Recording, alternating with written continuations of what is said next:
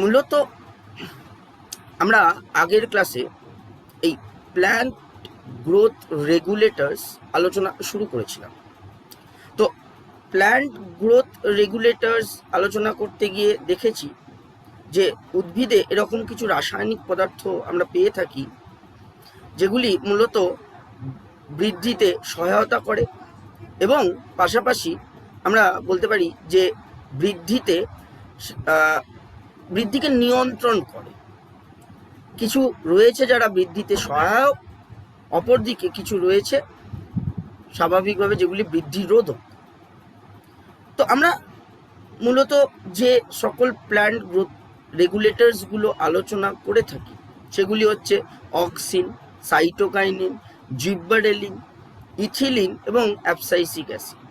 তো এর আগের দিন মূলত এদের আবিষ্কার সম্পর্কে আলোচনা করা হয়েছে। তো আশা করছি যেটুকু আমরা আলোচনা করেছি সেটুকু বুঝতে বিশেষ অসুবিধা হওয়ার কথা নয়। আমি এটাও বলেছি যদি পাশাপাশি টেক্সট বই রেখে একটু দেখা যায় তাহলে হয়তো গভীরে বিভিন্ন পরীক্ষা নিরীক্ষাগুলো আলোচনা করলে হয়তো আরও সুস্পষ্ট ধারণা হবে। তো সেখানে সময়ের বা সুযোগের একটা ব্যাপার অবশ্যই রয়েছে। আমি বারবার বলি, তো সময় বা সুযোগ যদি হয় তাহলে সেটা অবশ্যই একবার দেখলে ধারণাটা সুস্পষ্ট হবে। যাই হোক, এগিয়ে যাবো আজ। মূলত দেখো এখানে কি আমরা আজকে আলোচনা করব সেটা প্রথমেই একটু বলে দিই। আমরা সাধারণত বিভিন্ন যে হরমোনগুলি রয়েছে অর্থাৎ বৃদ্ধি সহায়ক এবং বৃদ্ধি রোধক, সেই হরমোনগুলির রাসায়নিক প্রকৃতি এক প্রশ্নের জায়গা গুরুত্বপূর্ণ। দ্বিতীয় প্রশ্নের জায়গা হচ্ছে এদের কাজ, এবং এই কাজগুলোর মধ্যেই আলাদা করে আমরা দেখে নেব যে এর প্রয়োগ অর্থাৎ এর ইকোনমিক ইম্পর্টেন্স বা অর্থনৈতিক গুরুত্ব। যেমন এগ্রিকালচারাল প্র্যাকটিসেসের জন্য বা হর্টিকালচার প্র্যাকটিসের জন্য সাধারণত এগুলো কি করে প্রয়োগ করা হয় সেটা এই কাজগুলোর মধ্যেই আলাদা করে উল্লেখ করা রয়েছে। তো সেটাই আমাদের এখানে প্রশ্নের জায়গা, সেটাই আলোচনার বিষয়। তো এটা আগে বুঝে নিতে হবে যে কাজগুলো গুরুত্বপূর্ণ। দেখো আরেকবার শুরু করার আগে আরও একটা কথা বলবো। দেখো হয়তো এক মুহূর্তের জন্য মনে হবে যে এর কাজটা বিশেষ অসুবিধাজনক নয়, এটা হয়তো তোমরা অনেকেই মনে করবে, কারণ 10এও পড়েছ, 11এও বিশেষ করে এটা আলোচনা হয়েছে, এই অক্সিনের কাজ, জিব্বারেলিনের কাজ, সাইটোকাইনিনের কাজ। কিন্তু কয়েকটা জিনিস একটু লক্ষ্য করার আছে এখানে। তুমি যখন একটা কম্পিটিটিভ পরীক্ষায় বসবে তো স্বাভাবিকভাবে সেখানে কিছু ভাষা খুবই গুরুত্বপূর্ণ। তো অবশ্যই আমরা এনসিইআরটির ভাষাটা অনুসরণ করার চেষ্টা করছি, আমি বারবার বলবো। দেখো আজকে কাজগুলো, হরমোনের কাজগুলো আলোচনা করার পূর্বে একটু বলে দিতে চাই, আমরা যখন বই পড়বো দেখবো যে অনেক সাধারণ কাজ রয়েছে, কিন্তু একটু মাথায় রাখবে যে 10এ হোক বা 11এ হোক তোমরা যদি একটু অভিজ্ঞতা কাজে লাগাও তাহলে দেখবে যে নির্দিষ্ট হরমোনের নির্দিষ্ট কাজ থেকেই প্রশ্ন পেয়েছ। শুধু তাই নয়, আমরা হরমোনের, বিশেষ করে এই উদ্ভিদ হরমোনের কৃষিকার্যে প্রয়োগ আলোচনা করেছি। তো সেখানে দেখেছি যে আলাদা আলাদা, বিশেষ করে সিনথেটিক যে সকল হরমোন অর্থাৎ সংশ্লেষিত হরমোন, আলাদা আলাদা তাদের কাজ রয়েছে। যেমন আজকে 2,4-D 2,4-ডাইক্লোরোফেনক্সিঅ্যাসিটিক অ্যাসিড, এক প্রকার সংশ্লেষিত অক্সিন। তো সেটি মূলত উইডিসাইড রূপে ব্যবহার হয় বা আগাছা দমনে ব্যবহার হয়। তো এই জায়গাটা আলাদা করতে হবে, এই জায়গাটাকে আলাদা করে চিহ্নিত করে প্রস্তুতি নিতে হবে, সেটা বুঝতে হবে। কিছু হরমোন রয়েছে আমরা যদি দেখি তাদের কাজগুলো স্বাভাবিকভাবে সাধারণ, অর্থাৎ বৃদ্ধি সহায়ক, যেগুলো অবশ্যই তারা বৃদ্ধিতে সহায়তা করে। আজকে বৃদ্ধি সহায়ক অক্সিনো, সাইটোকাইনিনো, জিব্বারেলিন। কিন্তু আমরা যখন প্রশ্ন পাই এটা বুঝতে হবে যে উদ্ভিদের বৃদ্ধিতে সাহায্য করে, তখন সাধারণত উত্তর হয়ে থাকে অক্সিন। আবার উদ্ভিদের কোষ বিভাজনে সাহায্য করে থাকে, তখন কিন্তু উত্তর হয়ে থাকে সাইটোকাইনিন। এদিকে আমরা যখন কাজটা পড়ি কিন্তু আমরা এটাও দেখব যে অক্সিনেরও কোষ বিভাজনে ভূমিকা রয়েছে বিশেষ বিশেষ ক্ষেত্রে। তো এই জায়গাটাকে বুঝতে হবে, আর সেটা বোঝার একমাত্র উপায় এক হচ্ছে, এটা তো নতুন কিছু নয়, তোমরা পড়ে এসেছো, একটু অভিজ্ঞতা কাজে লাগালেই বুঝবে যে নির্দিষ্ট হরমোনের নির্দিষ্ট কাজ থেকেই প্রশ্ন আসবে, যতই কাজ সাধারণ হোক। দ্বিতীয় জিনিস হচ্ছে যে যত এমসিকিউ প্র্যাকটিস করতে পারবে সাধারণত তত অভিজ্ঞতা বাড়বে, বুঝতে পারবে যে কোন হরমোনের কি কাজ বা কোন হরমোনের কোন কাজ থেকে বা সাধারণত কোন ভাষা এই কম্পিটিটিভে ব্যবহার হয় সেটা বোঝা বেশি দরকার এবং সেইভাবে প্রস্তুতি নেওয়া বেশি দরকার। তাছাড়া আমার তো এখানে লেখার স্বাধীনতা নেই যে অক্সিনের ভূমিকা লেখো 2 নম্বর বা 3 নম্বর, আমি লিখে দিয়ে চলে এলাম, কোনো অসুবিধা নেই। কিন্তু সেরকম ব্যাপার নয় এখানে, এটা বুঝতে হবে। যাই হোক, এগিয়ে যাব। অক্সিন বলছে, auxin from Greek oxen to grow, মানে বৃদ্ধি, বৃদ্ধি টু গ্রো মানে বৃদ্ধিতে সহায়ক, বোঝাই যাচ্ছে। It was first isolated from human urine, প্রথম মানুষের মূত্র থেকে এটি পৃথকীকৃত করা হয়। তো এখানে আলাদা করে ব্যাখ্যা দেওয়ার কিছু নেই, এটা একটা ইনফরমেশন, বুঝতেই পারছো, মুখস্থ করে হোক বা যে কোনো পদ্ধতিতে হোক মনে রাখতে পারলে যথেষ্ট। বলছে the term auxin is applied to the indole 3 acetic acid. এটা আমরা আগের দিনও দেখেছি যে ইন্ডোল বর্গযুক্ত, এর রাসায়নিক উপাদান হলো যে এটি ইন্ডোল বর্গযুক্ত, এর রাসায়নিক নাম হচ্ছে indole 3 acetic acid, and to other natural and synthetic compounds having certain growth regulating properties, অর্থাৎ বৃদ্ধি নিয়ন্ত্রণকারী বৈশিষ্ট্য এর ক্ষেত্রে আমরা দেখতে পাই। সাধারণত আমরা এটাও দেখেছি যে বৃদ্ধি সহায়ক হরমোন বলে, অর্থাৎ এটি বৃদ্ধিতে সাহায্য করে। They are generally produced by the growing apices of the stem. কোথায় মূলত এগুলো সংশ্লেষিত হয় উদ্ভিদ দেহে? না, এগুলি মূল ও কাণ্ডের অগ্রভাগে সংশ্লেষিত হয়। এবং একটা গুরুত্বপূর্ণ বৈশিষ্ট্য হলো অক্সিনের যে এটি মেরুবর্তী, এর ক্রিয়া হলো মেরুবর্তী। মেরুবর্তী অর্থাৎ কাণ্ডের অগ্রভাগে সংশ্লেষিত হলে মূলত এটি মূলে গিয়ে ক্রিয়া করে, এবং মূলের অগ্রভাগে সংশ্লেষিত হলে এটি মূলত কাণ্ডে গিয়ে ক্রিয়া করে। এই জন্য বলা হচ্ছে যে এর ক্রিয়া মেরুবর্তী। এটাই বলা হয়েছে যে from where they migrate to the region of their action, অর্থাৎ অন্য স্থানে পরিবাহিত হয়ে, অর্থাৎ কর্মস্থলে পরিবাহিত হয়ে ক্রিয়া করে। Auxins like IAA, indole acetic acid, and indole butyric acid IBA have been isolated from plants, অর্থাৎ প্রাকৃতিক অক্সিনের উদাহরণ দেওয়া হয়েছে। IAA এবং IBA এগুলি হচ্ছে প্রাকৃতিক অক্সিন, যেগুলি উদ্ভিদ দেহে স্পন্টেনিয়াসলি, স্বতঃস্ফূর্তভাবে প্রাকৃতিক উপায়ে সংশ্লেষিত হয়। NAA ন্যাপথলিন অ্যাসিটিক অ্যাসিড এবং 2,4-D 2,4-ডাইক্লোরোফেনক্সি অ্যাসিটিক অ্যাসিড আমরা যদি দেখি তাহলে দেখব যে এগুলি হচ্ছে সংশ্লেষিত অক্সিন, অর্থাৎ আমরা বলতে পারি যে শিল্পক্ষেত্রে এগুলিকে সংশ্লেষিত করা হয় এবং এগুলি অক্সিন সাদৃশ্য গঠনযুক্ত। All these oxins have been used extensively in agricultural and horticultural practices. আশা করছি ব্যাখ্যা দেওয়ার প্রয়োজন পড়বে না। এর অর্থনৈতিক গুরুত্ব রয়েছে কৃষি ক্ষেত্রে, উদ্ভিদ প্রজনন বিদ্যায়, বা সাধারণত এমনকি আমরা দেখব কলা পালন পদ্ধতিতে, বিভিন্ন ক্ষেত্রে এই হরমোনের বিভিন্ন আমরা প্রয়োগ পেয়ে থাকি। সেটা আমরা এর কাজ আলোচনা করলেও বুঝতে পারি। একটু এগিয়ে গিয়ে দেখে নেব। বলছে অক্সিনের ফাংশন, শারীরবৃত্তীয় কাজ। বলছে they help to initiate rooting in stem cutting. দেখো এই ভাষাটা গুরুত্বপূর্ণ। বলছে মূল সৃষ্টিতে সাহায্য করে। স্টেম কাটিং শাখা কলম, শাখা কলম মূলত এক প্রকার অঙ্গজ জনন প্রক্রিয়া, উদ্ভিদের অঙ্গজ জনন প্রক্রিয়া, যে প্রক্রিয়ায় মূলত উদ্ভিদ বংশ বিস্তার করে। এটি এক প্রকার কৃত্রিম অযৌন জনন পদ্ধতি, যেটা আমরা উদ্ভিদের ক্ষেত্রে দেখতে পাই। আমরা বলতে পারি যে it initiate rooting in stem cutting. এটা গুরুত্বপূর্ণ, এটাকে চিহ্নিত করা দরকার। অর্থাৎ শাখা কলম প্রক্রিয়ার সময় মূলত অক্সিন প্রয়োগ করা হয় এবং মূল উৎপাদন করানো হয়।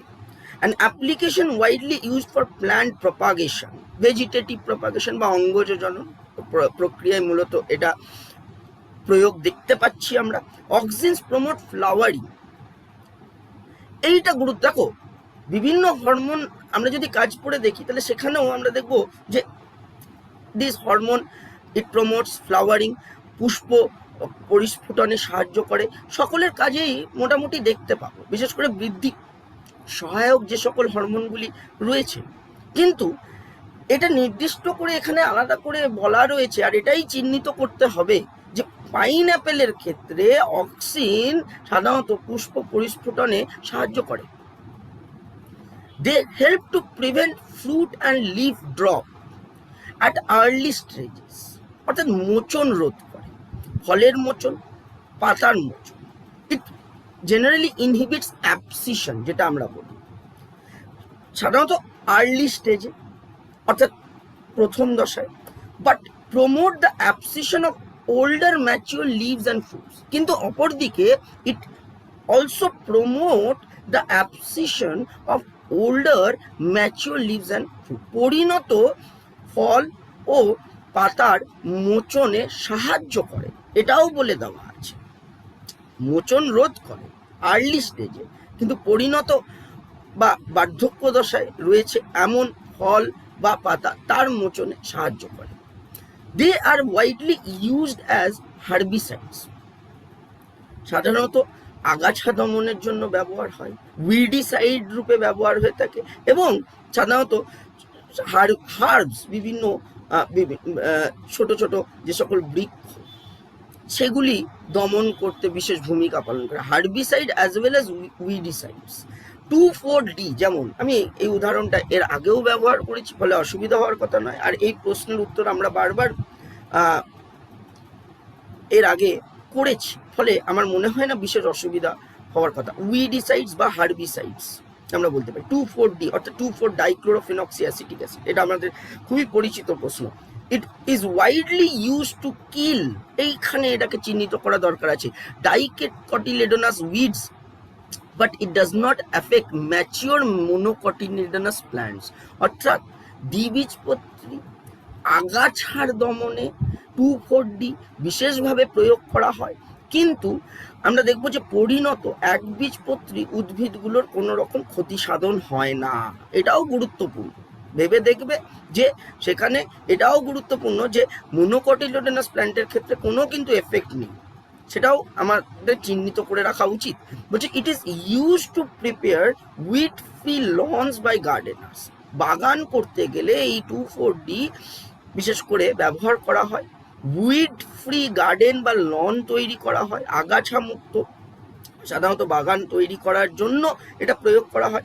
Auxin also controls xylem differentiation and helps in cell division. দেখো এই বাক্যটা খুব গুরুত্বপূর্ণ, auxin helps in cell division. আমরা খুব গভীরে আলোচনা করলে দেখব যে সেল ডিভিশন তার আমরা যদি দেখি তাহলে সাইটোকাইনিনের প্রধান কাজ, কিন্তু অক্সিনের উপস্থিতিতে এই প্রক্রিয়া আরো ত্বরান্বিত হয়, খুব ভালো হয়, অর্থাৎ অক্সিন সেল ডিভিশনে সাহায্য করে। ওই জন্য সাইটোকাইনিন অক্সিনের উপস্থিতিতে সেল ডিভিশন ঘটায় আমরা বলতে পারি। জাইলেমের বিভেদীকরণ, উদ্ভিদ দেহে জাইলেমের বিভেদীকরণে বিশেষ ভূমিকা পালন করে। জাইলেম ডিফারেন্সিয়েশন, এটাকে মাথায় রাখতে হবে, এটা অক্সিনের ভূমিকা। ইট হেল্পস ইন সেল ডিভিশন, কিন্তু এটাও পাশের মাথায় রাখবো যে প্রধান কাজ, যদি আমাকে প্রশ্ন করে যে hormone that generally helps in cell division, তখন কিন্তু উত্তর হবে সাইটোকাইনিন, এটা কিন্তু মাথায় রাখতে হবে। অক্সিন সাহায্য করে, এটা বলা হয়েছে যে সাইটোকাইনিনের সাথে অক্সিন মিলিতভাবে সেল ডিভিশনে সাহায্য করে, কিন্তু সাইটোকাইনিনের প্রধান কাজ হচ্ছে সেল ডিভিশন। বারবার বলে দিচ্ছি, রিমুভাল অফ শুট টিপস অর্থাৎ ডিক্যাপিটেশন, অর্থাৎ কাণ্ডের অগ্রভাগ যদি সাধারণত বাদ দিয়ে দেওয়া হয়, ডিক্যাপিটেশন কথার অর্থ কেটে বাদ দেওয়া, রিমুভাল অফ শুট টিপস, ডিক্যাপিটেশন কথার অর্থ কাণ্ডের অগ্রভাগ যদি কেটে বাদ দেওয়া হয়, তাহলে it usually results in the growth of lateral buds। বলছে অগ্রভাগে আমরা দেখব অগ্রমুকুল থাকে। সাধারণত আমরা যদি দেখি, আমরা জানি অক্সিনের কাজ হচ্ছে it promotes apical dominance. Apical dominance অর্থাৎ অগ্রস্থ প্রকটতা। অগ্রমুকুলের উপস্থিতিতে সাধারণত পার্শ্বমুকুল অর্থাৎ ল্যাটারাল বার্ডস, সেটা সাধারণত আমরা দেখব যে বাধাপ্রাপ্ত হয়, পার্শ্ব মুকুলের বৃদ্ধি বাধাপ্রাপ্ত হয়। আমি আবার বলি, অগ্রমুকুল, অগ্রস্থ কাণ্ডের অগ্রভাগে উপস্থিত অগ্রমুকুল, সেই অগ্রমুকুলের উপস্থিতিতে সাধারণত পার্শ্ব মুকুলগুলির বৃদ্ধি বাধাপ্রাপ্ত হয়। এই ঘটনাকে বলা হচ্ছে এপিক্যাল ডমিনেন্স বা অগ্রস্থ প্রকটতা। এখন অক্সিন ইট প্রমোটস এপিক্যাল ডমিনেন্স, অর্থাৎ সাধারণত অগ্রস্থ প্রকটতাতে সাহায্য করে, এটা কিন্তু মাথায় রাখতে হবে। It is widely applied in tea plantations, hedge making. একটু চিহ্নিত করে নেবে, এগুলো ব্যাখ্যা দেওয়ার দরকার নেই। সাধারণত এগুলো আলাদা করে চিহ্নিত করে রাখলে বা ভাষাটার সঙ্গে পরিচিত থাকলেই বুঝতে পারছো যে কি ধরনের প্রশ্ন আশা করতে পারো, এবং স্বাভাবিকভাবে স্টেটমেন্টগুলোর সঙ্গে পরিচিত থাকা দরকার। Auxin also induce parthenocarpy, example in tomato দিয়ে দিচ্ছে। টমেটোর ক্ষেত্রে বীজহীন ফল উৎপাদন, আমরা জানি পার্থেনোকার্পি, ঠিক আছে। তো পার্থেনোকার্পি যেমন আমরা অক্সিনের কাজ দেখছি, সেরকম জিব্বারেলিনেরও কাজ দেখবো। আমি আগেও বলেছি বিভিন্ন হরমোনের কিছু সাধারণ কাজ রয়েছে, কিন্তু দেখো টমেটো সেখানে উল্লেখ করে দিচ্ছি, যেমন টমেটোতে ব্যবহার করা হয় অক্সিন বীজহীন টমেটো উৎপাদনের জন্য, পার্থেনোকার্পির জন্য।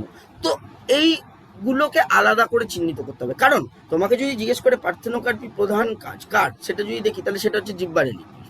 কিন্তু যদি আলাদা করে উল্লেখ করে দেয় যে টমেটোতে পার্থেনোকার্পি কোন হরমোন ইনডিউস করে, তখন কিন্তু উত্তর অক্সিন হবে।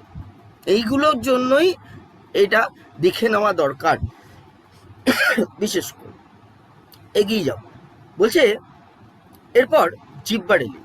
আমরা আগের দিন মূলত এর আবিষ্কার সম্পর্কে আলোচনা করেছি, এর রাসায়নিক প্রকৃতি সম্পর্কেও আমরা আলোচনা করেছি। আরেকবার দেখে নেব, এর পাশাপাশি এর শারীরবৃত্তীয় কাজটাও দেখে নেব। বলছে their ability to cause an increase in length of axis is use to increase the length of grape stalks. দেখো এখানে উদাহরণ দেওয়া রয়েছে গ্রেপ আঙুরে। সাধারণত আমরা যেটা পড়েছি, আমাদের অভিজ্ঞতা বলছে যে জিব্বারেলিন খর্বাকার উদ্ভিদের পর্বমধ্যে দৈর্ঘ্যের বৃদ্ধিতে সাহায্য করে। এটা সাধারণত এর ব্যাখ্যা হচ্ছে এটাই, যে increase in length of axis is used to increase the length of grape stocks, অর্থাৎ আঙুরের কাণ্ডের দৈর্ঘ্যের বৃদ্ধি বা বিশেষ করে পর্বমধ্যের দৈর্ঘ্যের বৃদ্ধিতে বিশেষ ভূমিকা পালন করে। এটাই হচ্ছে জিব্বারেলিনের কাজ, খর্বাকার উদ্ভিদের বিশেষ করে কাণ্ডের পর্বমধ্যে দৈর্ঘ্যের বৃদ্ধি। Gibberellin cause fruits like apple to elongate. সাধারণত আপেলের দীর্ঘীকরণে সাহায্য করে, and it improve its shape, এর আকারের পরিবর্তন ঘটাতে সাহায্য করে। Sugar cane stores carbohydrate as sugar in their stems. Spraying sugarcane crop with gibberellin increases the length of the stem. সাধারণত আখের আমরা দেখব যে কাণ্ডের দৈর্ঘ্যের বৃদ্ধিতে জিব্বারেলিন বিশেষ ভূমিকা পালন করে যদি জিব্বারেলিন স্প্রে করা হয়। Thus it increases the yield by as much as 20 tons per acre.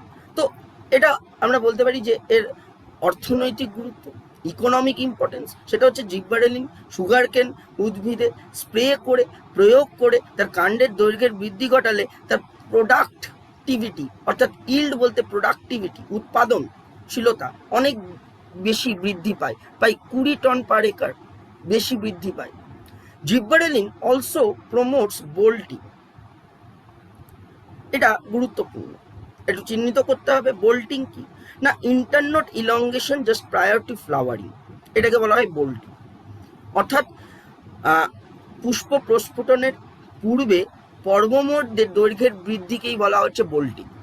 পুষ্প প্রস্ফুটনের পূর্বে পর্বমধ্যের দৈর্ঘ্যের বৃদ্ধি, ইন্টারনোড মানে পর্বমধ্য, ইন্টারনোড ইলংগেশন মানে দৈর্ঘ্যের বৃদ্ধি, দীর্ঘীকরণ, জাস্ট প্রায়র টু ফ্লাওয়ারিং অর্থাৎ ঠিক পুষ্প প্রস্ফুটনের পূর্বে।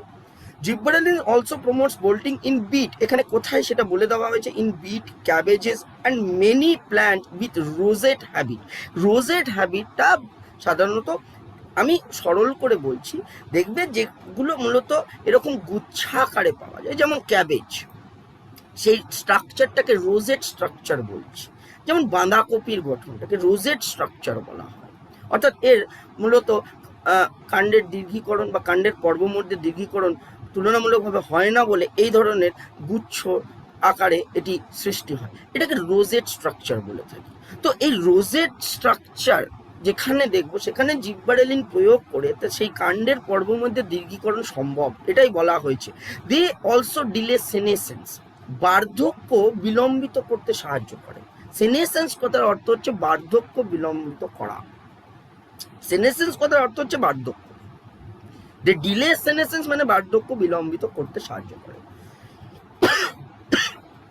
এখানে এটা বলতে চাই যে দেখো, বার্ধক্য বিলম্বকারক হরমোন কিন্তু বলে যদি আমাকে প্রশ্ন করে তখন কিন্তু উত্তর আমার বেসিক্যালি সাইটোকাইনিন হয়।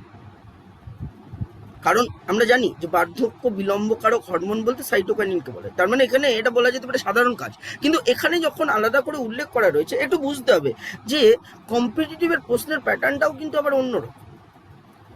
বলে দেবে, ধরো একটা স্টেটমেন্ট দিয়ে দেবে যে ডিলে সেনেসেন্স বা 2-3টে কাজ দিয়ে দেবে, বোঝো ব্যাপারটা, 2-3টে কাজ দিয়ে দেবে, দিয়ে তোমাকে হয়তো নিচে আলাদা করে হরমোনগুলো এক এক করে দিয়ে দেবে, দিয়ে আবার তোমাকে সাজাতে বলবে যে কোনটা কার কাজ, সেটা হয়তো একটা ম্যাচ দ্য ফলোইং এর মতো করে দেওয়া থাকে।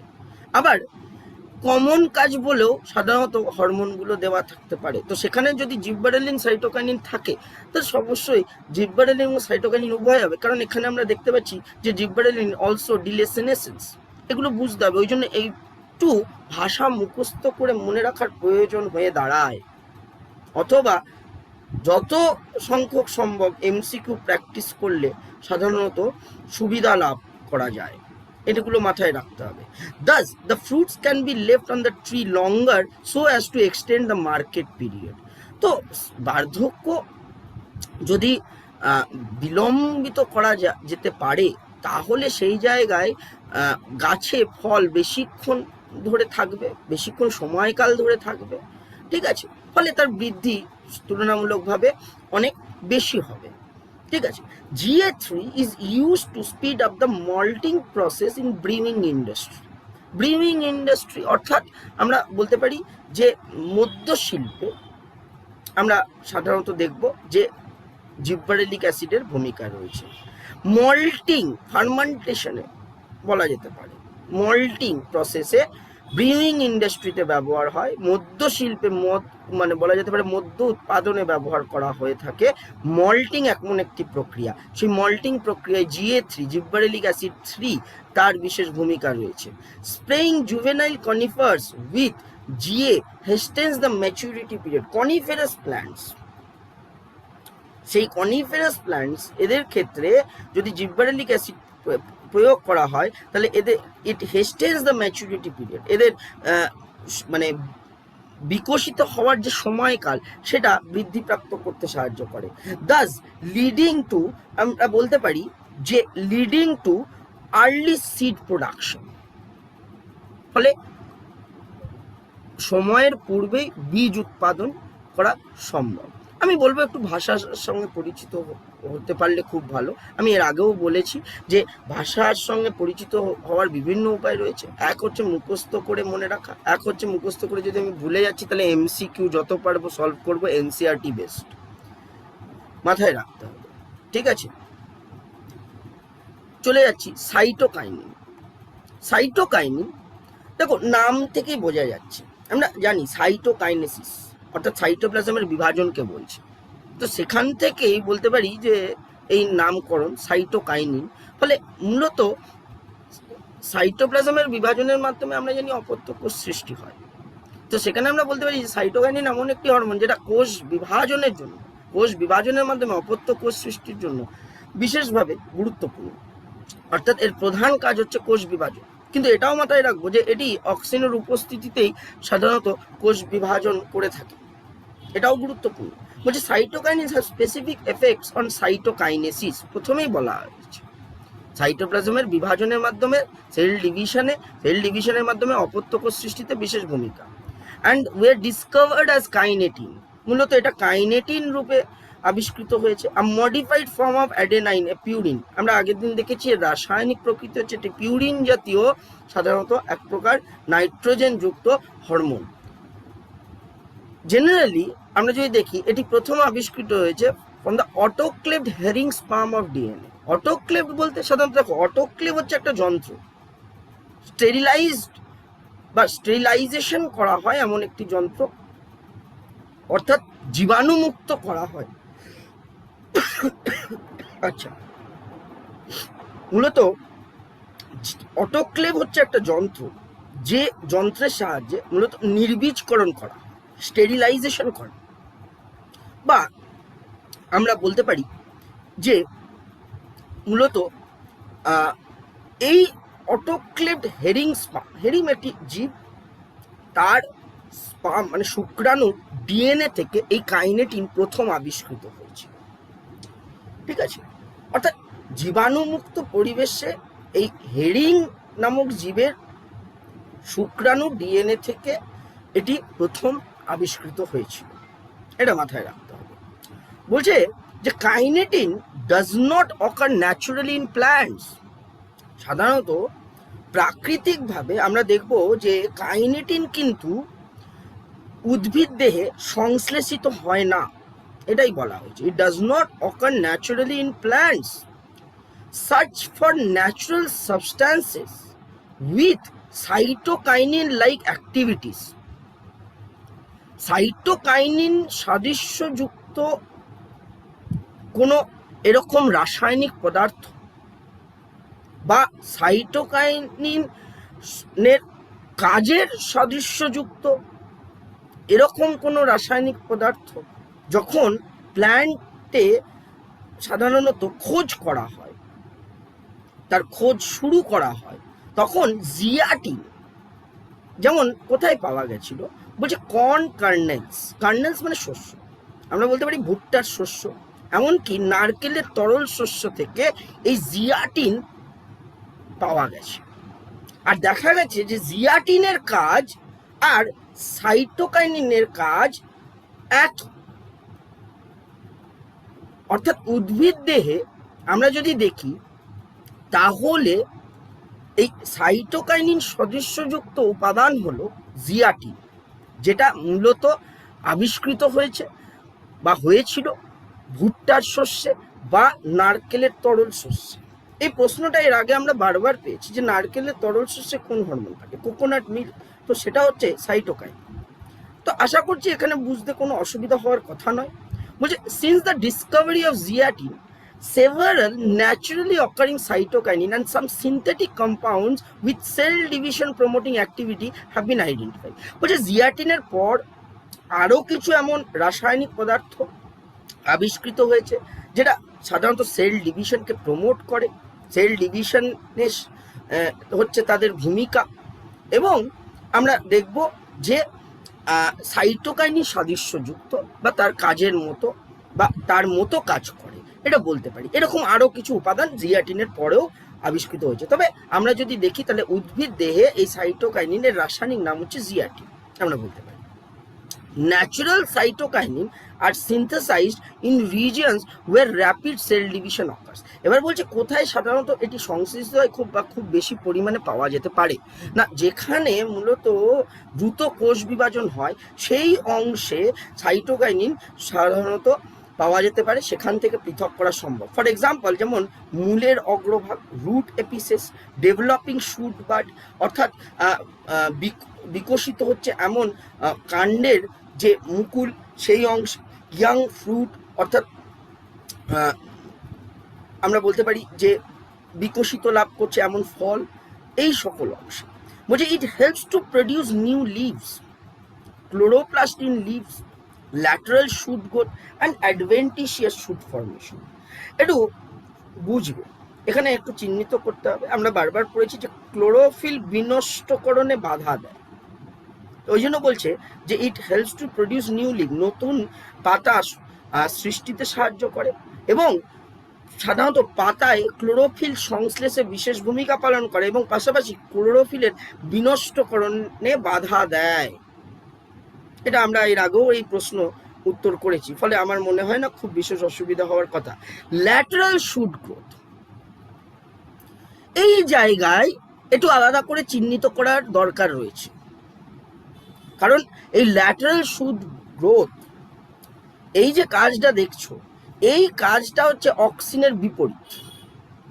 আমরা অক্সিনের শারীরবৃত্তীয় কাজ আলোচনা করতে গিয়ে দেখেছি যে auxin generally it promotes apical dominance অর্থাৎ অগ্রস্থ প্রকটতা।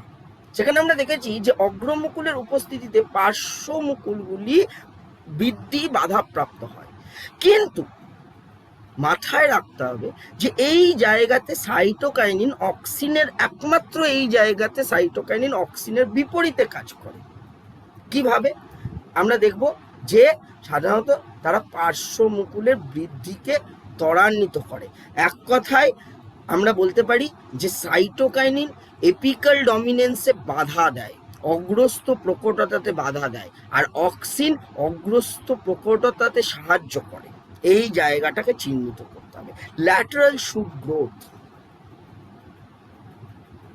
বলছে দে প্রমোট, আমরা বলতে পারি যে promote nutrient mobilisation which help in the delay of leaf senescence, বার্ধক্য বিলম্বিত করতে সাহায্য করে। আমি আগেও বলেছি, আমরা জিব্বারেলিনের ক্ষেত্রেও এই ভূমিকা দেখেছি। তো আমরা সাধারণত এর পূর্বে আমাদের অভিজ্ঞতা বলছে যে মূলত বার্ধক্য বিলম্বকারক হরমোন বলতে সাইটোকাইনিনকেই বলে, কিন্তু এটাও আমাদের অভিজ্ঞতা বলছে যে আমরা দেখেছি যে বিভিন্ন হরমোনের কাজ, সাধারণ কাজ রয়েছে। যেমন অক্সিনও আমরা যদি বলি ইট ডিলেস সেনেসেন্স, জিব্বারেলিন ইট ডিলেস সেনেসেন্স। কিন্তু আমি ওই যে বললাম যে এটা মাথায় রাখতে হবে যে যে উদাহরণগুলো আলাদা করে উল্লেখ করা রয়েছে সেই উদাহরণগুলো একটু চিহ্নিত করতে পারলে খুব ভালো হয়। ঠিক আছে, পার্থেনোকার্পি অক্সিন কোথায় করে? টমেটো। তো সেখানে জিব্বারেলিনও পার্থেনোকার্পিতে সাহায্য করে। তো মাথায় রাখতে হবে জিনিসগুলো, যে এর জন্য অনেক যত সংখ্যক প্রশ্ন উত্তর করা যায় তত বেশি ভালো। আমি বারবার বলছি, তাহলে প্রশ্নের প্যাটার্ন বুঝতে পারলে প্রস্তুতি নিতে সুবিধা হয়। আচ্ছা, they promote nutrient mobilization which helps in the delay of leaf senescence। তো এখানেও মূলত পাতার বার্ধক্য বিলম্বিত করতে সাহায্য করে। কিভাবে করে না, দে প্রমোট নিউট্রিয়েন্ট মোবিলাইজেশন। অর্থাৎ দেখো, সেনেসেন্স বা বার্ধক্য দশায় কখন পৌঁছবে? দেখো, প্রথমে বার্ধক্য দশায় পৌঁছবে, তারপর তার মোচন হবে। তো এই বার্ধক্য লাভ করা এবং মোচন এটা অবশ্যই সম্পর্কযুক্ত, এবং এটা নির্ভর করে যে সেখানে কতটা পরিপোষক পৌঁছচ্ছে। তো বার্ধক্য লাভ করার পূর্বে সাধারণত নিউট্রিয়েন্ট মোবিলাইজেশন অর্থাৎ পরিপোষক সরবরাহ, পুষ্টি সরবরাহ বন্ধ হয়ে যায়, ফলে সেটি বার্ধক্য দশায় পৌঁছয়। তারপর স্বাভাবিকভাবে এই পুষ্টি সরবরাহ যখন বন্ধ হয়ে যায় তখন মোচন হয়, অর্থাৎ অ্যাবসিশন দেখা যায়। তো একটু বুঝতে হবে যে এরা কিভাবে বার্ধক্যকে বিলম্বিত করে না, দে প্রমোট নিউট্রিয়েন্ট মোবিলাইজেশন অর্থাৎ পুষ্টি সরবরাহের যে প্রক্রিয়া, সেই প্রক্রিয়াটাকে সাধারণত বজায় রাখতে সাহায্য করে, এটাই বলা হচ্ছে। একটু এগিয়ে যাব। ইথিলিন দেখো একমাত্র গ্যাসিয়াস হরমোন, এবং এর পূর্বের অভিজ্ঞতা বলছে যে সাধারণত এর প্রধান কাজ হচ্ছে এটি ফল পাকাতে সাহায্য করে, কিন্তু আমরা আরও এনসিআরটি ভাষা আলোচনা করলে আরও কিছু শারীরবৃত্তীয় কাজ পেয়ে থাকি, এবং একটু আমি বারবার বলবো যে সেই কাজগুলোকে আলাদা করে চিহ্নিত করতে। ঠিক আছে, ethylene is a simple gaseous plant growth regulator, গ্যাসীয় hormone. It is synthesised in large amount by tissues undergoing senescence and ripening fruits. বলছে কোথায় মূলত এটি সংশ্লেষিত হয়, এটা গুরুত্বপূর্ণ একটু চিহ্নিত করতে হবে। আমরা বলতে পারি যে সকল কোষ বা কলা সাধারণত মূলত যে ক্ষেত্রে আমরা দেখব যে বার্ধক্য দশায় পৌঁছে যায়, আন্ডারগোয়িং সেনেসেন্স অর্থাৎ বার্ধক্য দশা পৌঁছবে বা বার্ধক্য লাভ করছে, সেখানে বেশি পরিমাণ সংশ্লেষিত হয়। আর সাধারণত পাকা ফলে মূলত বেশি পরিমাণ সংশ্লেষিত হয়ে থাকে। বলছে এর শারীরবৃত্তীয় কাজ ফাংশন কি না, horizontal growth of seedling. Seedling মানে চারা গাছ। চারা গাছের আমরা বলতে পারি যে লংগিটিউডিনাল হচ্ছে এরকম অনুদৈর্ঘ্য, হরিজন্টাল মানে এরকম অনুপ্রস্থ, তাহলে এরকম অনুপ্রস্থভাবে সাধারণত বৃদ্ধিপ্রাপ্ত হতে সাহায্য করে চারা গাছে। Swelling of the axis and apical hook formation in dicot seedling. অগ্রভাগে সাধারণত স্ফীত হয়, অগ্রভাগ সাধারণত এরকম হুকের মতো গঠন তৈরি করতে সাহায্য করে, এবং অ্যাক্সিস অর্থাৎ কাণ্ডকে স্ফীত হতে স্ফীত হতে, সোয়েলিং অফ দ্য অ্যাক্সিস, অর্থাৎ কাণ্ডর যে অক্ষ সেই অক্ষকে স্ফীত হতে সাহায্য করে। বিশেষ করে কোথায় না ডাইকট সিডলিংয়ের ক্ষেত্রে, সিডের ক্ষেত্রে, বীজের ক্ষেত্রে, দ্বিবীজপত্রী বীজের ক্ষেত্রে ethylene promotes senescence and abscission of plant organs. এটি বার্ধক্য লাভ করতে এবং মোচনে বিশেষ ভূমিকা পালন করে। উদ্ভিদের বিভিন্ন দেহের অঙ্গের মোচন ও বার্ধক্য লাভ করতে বিশেষ ভূমিকা পালন করে, বিশেষ করে পাতা এবং ফলের। Ethylene is highly effective in fruit ripening. Ethylene is highly effective in fruit ripening. আমরা বারবার দেখেছি, আলোচনা করেছি বা দেখেছি যে এটাই মূলত প্রশ্নের জায়গা, তবে একটু অন্য।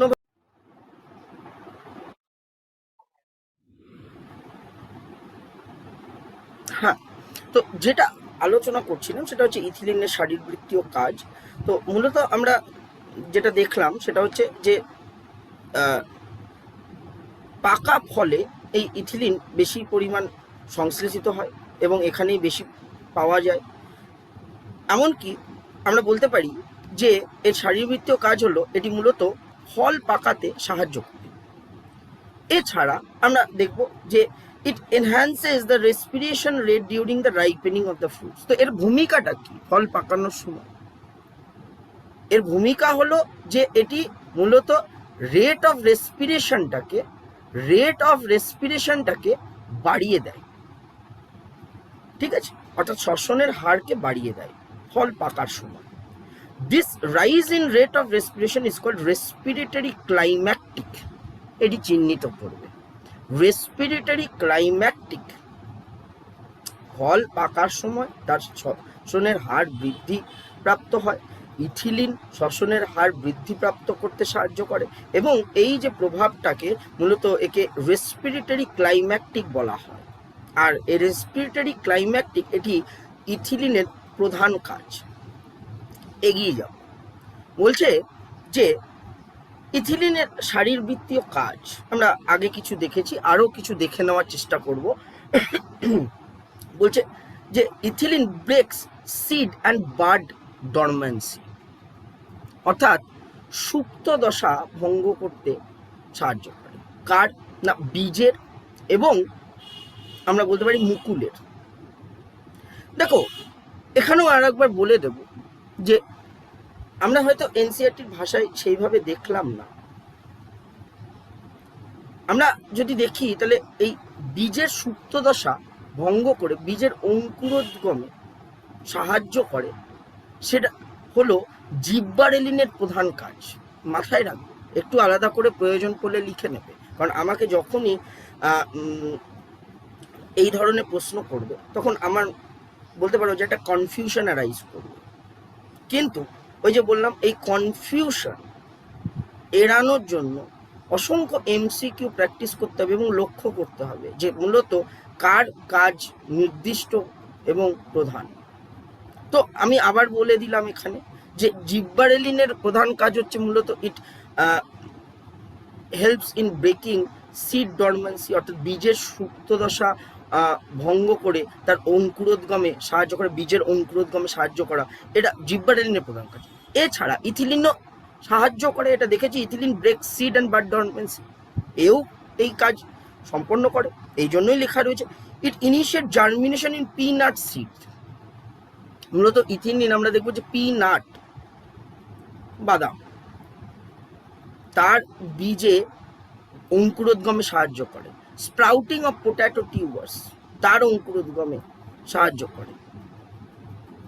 যেমন ছোলার বীজের অঙ্কুরোদ্গম আমরা যদি দেখি, স্প্রাউট করা বা স্প্রাউটিং করা বলা হয়। এখানে সাধারণত আমরা দেখব যে এই আলু অর্থাৎ টিউবার, আমরা জানি একে টিউবার বলে, স্ফীতকন্দ, এর ক্ষেত্রে এর অঙ্কুরোদ্গমে, মুকুলের অঙ্কুরোদ্গমে সাধারণত এই ইথিলিনের বিশেষ ভূমিকা রয়েছে।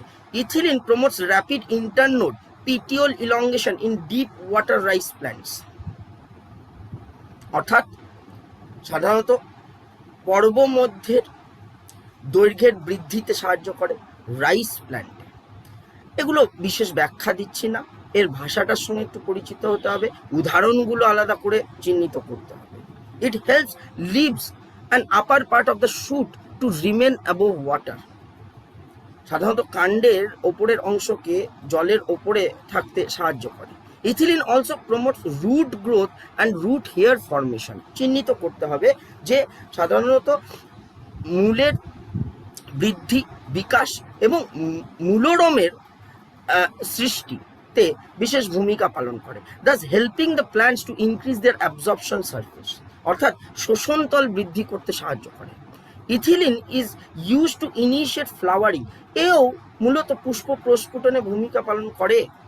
আমরা দেখতে পাচ্ছি বিশেষ করে লেখা আছে যে পাইনঅ্যাপেলের ক্ষেত্রে, আনারসের ক্ষেত্রে। It also induces flowering in mango, অর্থাৎ আমের ক্ষেত্রেও পুষ্প প্রস্ফুটনে ইথিলিনের ভূমিকা দেখতে পাই। Since ethylene regulate so many physiological processes, ইথিলিনের অনেক এরকম শারীরবৃত্তীয় প্রক্রিয়া আমরা দেখতে পাচ্ছি। It is one of the most widely used PGR in agriculture, কৃষিক্ষেত্রে এর অর্থনৈতিক গুরুত্ব বা এর প্রয়োগ বা এর ব্যবহার অনেক বেশি, যেহেতু এর শারীরবৃত্তীয় কাজ অনেক ডাইভার্স, অনেক বৈচিত্র্য রয়েছে। The most widely used compound as source of ethylene is ethephon. Ethephon এটা কমার্শিয়ালি অ্যাভেলেবল। ইথেপন এর রাসায়নিক উপাদান হলো এটি ইথিলিন, এবং এটাই মূলত কৃষিক্ষেত্রে বা অন্যান্য আমরা দেখব যেভাবে প্রয়োগ করা হয়ে থাকে। ইথেপন is in an aqueous solution is readily absorbed and transported within the plant, জলে দ্রবীভূত হয়ে খুব সহজেই উদ্ভিদ দেহে প্রবেশ করে এবং ইথিলিন রিলিজ করে আস্তে আস্তে ধীর গতিতে। ইথেপন হ্যাস্টেন্স ফ্রুট রাইপেনিং, ফল পাকাতে সাহায্য করে, টমেটোতে, আপেলে, অ্যান্ড ইট অ্যাক্সিলারেটস অ্যাবসিশন। এটা মাথায় রাখতে হবে, আমরা আগেও দেখেছি যে ইথিলিন এই জায়গায় একটু ভিন্ন, সেখানে হচ্ছে যে অন্যান্য কাজগুলো সাধারণ হলেও ফল পাকানো এর প্রধান কাজ, কিন্তু যদি দেখি তাহলে ইট অ্যাক্সিলারেটস সেনেসেন্স অ্যাজ ওয়েল অ্যাজ অ্যাবসিশন, অর্থাৎ বার্ধক্য লাভ করতে এবং মোচনে বিশেষ ভূমিকা পালন করে, সেটা মাথায় রাখতে হবে। এখানে উদাহরণগুলো দেওয়া রয়েছে যে কটন, চেরি, ওয়ালনাট, এই উদাহরণগুলোকে একটু যদি চিহ্নিত করা যায়, চিহ্নিত করে মনে রাখা যায় খুব ভালো, অথবা এমসিকিউর মাধ্যমে এগুলোকে করতে হয় সলভ, বা আইসেট করার প্রয়োজন পড়ে, মাথায় রাখতে হবে। It promotes female flowers in cucumbers, thereby increasing the yield.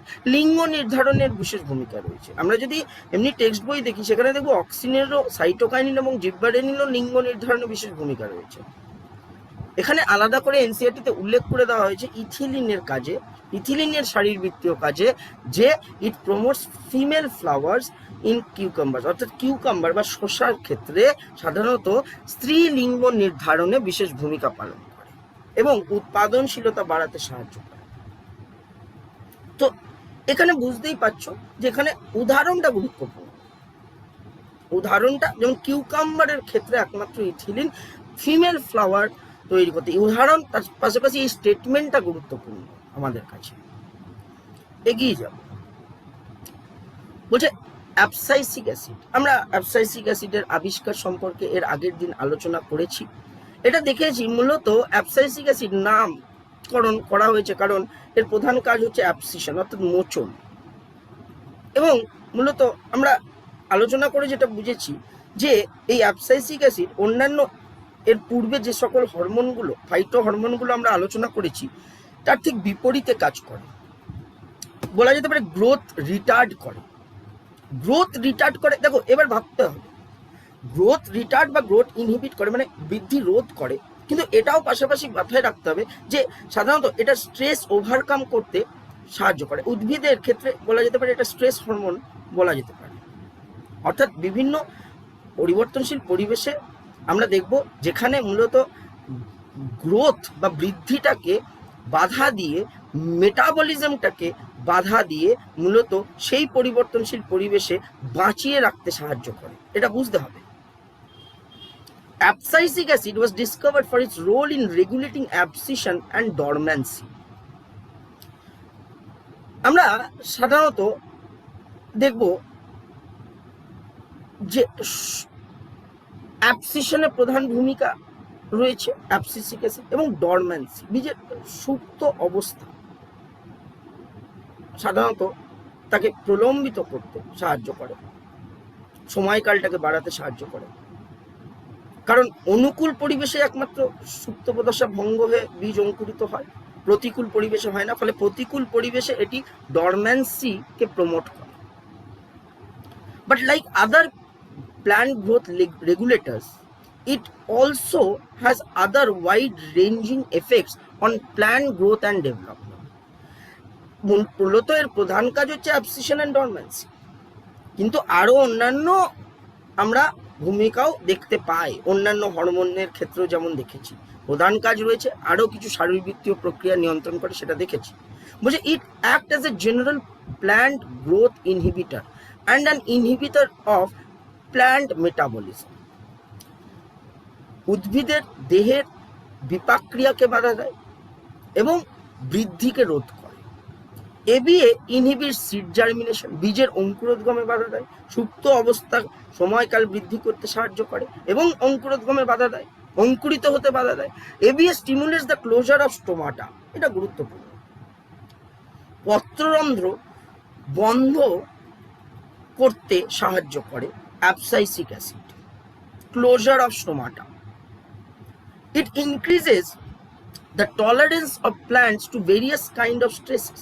বিভিন্ন প্রতিকূল পরিবেশে মোকাবিলা করতে সাহায্য করে, সহনশীলতা বাড়ায়। It increases tolerance of plants to various kinds of stresses. Therefore, it is also called a stress hormone.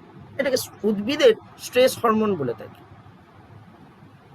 ABA plays an important role in seed development. বীজের বিকশিত হতে বিশেষ ভূমিকা রয়েছে, ম্যাচুরেশন এবং তার সুপ্ত দশা সময়কাল বৃদ্ধি করতেও বিশেষ ভূমিকা দেখা যায়। এটা বারবার আমরা আলোচনা করেছি। বাই ইন্ডিউসিং ডরম্যান্সি, অর্থাৎ ডরম্যান্সি মানে মূলত অঙ্কুরোদ্গমে বাধা দেয়, সুপ্ত দশা ধরে রাখে। ABA helps seeds to withstand desiccation and other factors unfavorable for growth. অর্থাৎ অঙ্কুরোদ্গমে বাধা দেয় প্রতিকূল পরিবেশে। In most situation, ABA act as an antagonist to gibberellic acid. এইটা আলাদা করে হাইলাইট করা আছে, বুঝতে পারছো? সেটা হচ্ছে যে মূলত এই ভাষাটা এখানে দেওয়া হয়েছে যে জিব্বারেলিক অ্যাসিডের ঠিক বিপরীতে কাজ করে। এবং শুধু জিব্বারেলিক অ্যাসিড কেন, সেই অর্থে যদি আলাদা করে ভেবে দেখি তাহলে অক্সিন সাইটোকাইনিনের বিপরীতে কাজ করে। কিন্তু এখানে আমরা দেখতে পাচ্ছি যে এই ভাষাটা আলাদা করে দেওয়া রয়েছে এবং চিহ্নিত করা হয়েছে যে ABA act as an antagonist to gibberellic acid, অর্থাৎ জিব্বারেলিক অ্যাসিডের ঠিক বিপরীতে কাজ করে। এটা মাথায় রাখতে হবে। এগিয়ে যাব। বলছে আমরা অ্যাবসাইসিক অ্যাসিডের কাজগুলো দেখলাম। এখানে আরো দু একটা ছোট ছোট জিনিস রয়েছে যেগুলো একটু আলোচনা করে নেওয়ার দরকার রয়েছে। ফটোপিরিয়ডিজম দেখো, খুব সরল করে বলতে পারো যে আলোর উপস্থিতি বা অনুপস্থিতি, বা বিশেষ করে আলোর যে সময়কাল, আলোর উপস্থিতি এবং অনুপস্থিতির যে সময়কাল, তার উপর নির্ভর করে সাধারণত উদ্ভিদের পুষ্প প্রস্ফুটনের যে প্রক্রিয়া, সেই প্রক্রিয়াকে বলা হচ্ছে আলোক পর্যায়বৃত্তি বা ফটোপিরিয়ডিজম। আমি আরো একবার বলছি, আলো, এবার দেখো কোনো কোনো, এটা স্বাভাবিক ব্যাপার, কোনো কোনো উদ্ভিদ অন্ধকারে তার ক্ষেত্রে ফুল ফোটে, কোনো কোনো উদ্ভিদ অর্থাৎ আলোর অনুপস্থিতিতে ফুল ফোটে, কোনো কোনো উদ্ভিদের আলোর উপস্থিতিতে ফুল ফোটে। এবার সেটা বুঝতে হবে যে কোনো কোনো ক্ষেত্রে আমরা দেখব যে আলোর উপস্থিতির সময়কালটা যদি বেশি হয় তাহলে ফুল ফুটবে, কোনো কোনো ক্ষেত্রে আলোর অনুপস্থিতির সময়কালটা যদি বেশি হয় তাহলে ফুল ফুটবে। অর্থাৎ এই জন্যই বলা হচ্ছে যে আলোর উপস্থিতি বা অনুপস্থিতির সময়কালের ওপর নির্ভর করে পুষ্প প্রস্ফুটনের যে প্রক্রিয়া, ফুল ফোটার যে প্রক্রিয়া, তাকেই বলা হচ্ছে আলোক পর্যায়বৃত্তি বা ফটোপিরিয়ডিজম। এখন এখানে একটু বলে দিতে চাই, আমি কোনো কারণে হয়তো ছবিটা ইনক্লুড করতে পারিনি বা ইনক্লুড করা হয়নি বা ভুলে গেছি বলতে পারো। তো তোমাদের সকলের কাছে এনসিইআরটি রয়েছে, সামনে টেক্সট বই থাকবে আশা করা যাচ্ছে, তো একটু যদি পাশাপাশি এনসিইআরটিতে ছবিটা দেখো এবং যদি টেক্সট বই যেটাই হোক না কেন সামনে রেখে যদি একটু ছবিটা দেখতে পারো, এই ফটোপিরিয়ডিজমে যে ফিগারটা বইয়ে দেওয়া রয়েছে সেটা যদি দেখো, তাহলে দেখবে যে প্রতিটি উদ্ভিদের একটি নির্দিষ্ট সংকটকালীন আমরা দেখব যে ক্রিটিক্যাল ডিউরেশন আমরা পেয়ে থাকি। ক্রিটিক্যাল অর্থাৎ সংকটকালীন, দিবাদৈর্ঘ্য, ঠিক আছে, ক্রিটিক্যাল ডে লেন্থ। তো এই ক্রিটিক্যাল ডে লেন্থ বা সংকটকালীন দিবাদৈর্ঘ্য যেটা, সেটা বিভিন্ন উদ্ভিদের ক্ষেত্রে বিভিন্ন রকম। এটা কিন্তু প্রতিটি উদ্ভিদের ক্ষেত্রে আবার নির্দিষ্ট, বিভিন্ন উদ্ভিদের ক্ষেত্রে বিভিন্ন রকম এবং প্রতিটি উদ্ভিদের ক্ষেত্রে নির্দিষ্ট। It varies from one plant to another, but it is generally specific for a specific plant. অর্থাৎ প্রতিটি উদ্ভিদের ক্ষেত্রে এটা নির্দিষ্ট ক্রিটিক্যাল ডে লেন্থ, একটা সংকটকালীন দিবাদৈর্ঘ্য, যেটা সকলের ক্ষেত্রে আলাদা হলেও মানে প্রতিটি উদ্ভিদের ক্ষেত্রে সেটা নির্দিষ্টই থাকবে সেই দিবাদৈর্ঘ্য সময়কাল, এটাকেই বলছে ক্রিটিক্যাল ডে লেন্থ। তো এবার বলছে আলোর উপস্থিতি এবং আলোর অনুপস্থিতি। তো সেই জায়গায় আমরা যদি দেখি তাহলে দেখব যে এই ক্রিটিক্যাল ডে লেন্থ তার থেকে যদি বেশি, ক্রিটিক্যাল ডে লেন্থ তার থেকে যদি বেশি সময়কাল ধরে আলোর উপস্থিতিতে রেখে যদি ফুল ফোটানো হয়, যদি পুষ্প প্রস্ফুটন ঘটানো হয়, ক্রিটিক্যাল ডে লেন্থ, এটা ক্রিটিক্যাল ডে লেন্থ, তার থেকে বেশি সময়কাল ধরে আলোর উপস্থিতিতে রেখে, মানে একটা উদ্ভিদের একটা ক্রিটিক্যাল ডে লেন্থ রয়েছে, সংকটকালীন দিবাদৈর্ঘ্য, তার থেকে যখন বেশি সময়কাল ধরে আলোর উপস্থিতিতে তাকে রাখা হচ্ছে এবং যদি তার ফুল ফোটে, তখন তাকে আমরা লং ডে প্ল্যান্ট বলি, লং ডে প্ল্যান্ট বলে থাকি। মাথায় রাখতে হবে দীর্ঘ দিবাদৈর্ঘ্য উদ্ভিদ। বলছে আবার ক্রিটিক্যাল ডে লেন্থ তার থেকে কম সময়কাল ধরে যদি আলোর উপস্থিতিতে রাখা হয়, তার মানে বোঝা যাচ্ছে একটা জিনিস দেখো, বলছে ক্রিটিক্যাল ডে লেন্থের যদি বেশি সময়কাল ধরে আলোর উপস্থিতিতে রাখা হয়, তার মানে তার অন্ধকার দশাটা, মানে সময়কালটা কম। আর ক্রিটিক্যাল ডে লেন্থ থেকে যদি কম সময়কাল আলোর উপস্থিতিতে যখন রাখা হচ্ছে, তার মানে তার অন্ধকারের যে সময়কাল বা অন্ধকার যে দশাটা সেটা বেশি, এটাকে বুঝতে হবে। তো যখন ক্রিটিক্যাল ডে লেন্থের বেশি সময়কাল ধরে আলোর উপস্থিতিতে রেখে পুষ্প প্রস্ফুটন ঘটানো হয়, ফুল ফোটানো হয়, তখন তাকে লং ডে প্ল্যান্ট বলছি। আর ক্রিটিক্যাল ডে লেন্থের যদি কম সময়কাল ধরে তাকে রেখে আলোর উপস্থিতিতে রেখে, এটাও বুঝতে হবে যে কম সময়কাল ধরে আলোর উপস্থিতিতে রাখা হচ্ছে, তার অন্ধকারের সময়কালটা অনেক বেশি পাচ্ছে, যার ফলে তার ফুল ফুটছে, পুষ্প প্রস্ফুটন দেখা যাচ্ছে, সেটা হচ্ছে শর্ট ডে প্ল্যান্ট, সেটাকে বলা হচ্ছে শর্ট ডে। তাহলে দু ধরনের আমরা আলোচনা করে থাকি। আমরা যদি টেক্সট বই দেখি আরও রয়েছে long day, short day plant বা ডে নিউট্রাল প্ল্যান্ট, এগুলো একটু ইচ্ছে হলে দেখে নিতে পারো, বুঝতে পারবে যে কনসেপ্টটা এখানে আলোচনা হয়েছে তার উপর নির্ভর করে ওগুলো করলেও বোঝা যাবে। তবে এই দুটো ভাগ ফটোপিরিয়ডিজমে, দুটো যে আমরা আলাদা আলাদা প্রকারভেদ দেখতে পাচ্ছি, সেটা হচ্ছে লং ডে এবং শর্ট ডে, সেটা বেশি গুরুত্বপূর্ণ। একবার পড়ব, বলছে it is also seen that such plants are able to, it has been observed that some plants require a periodic exposure to light to induce flowering.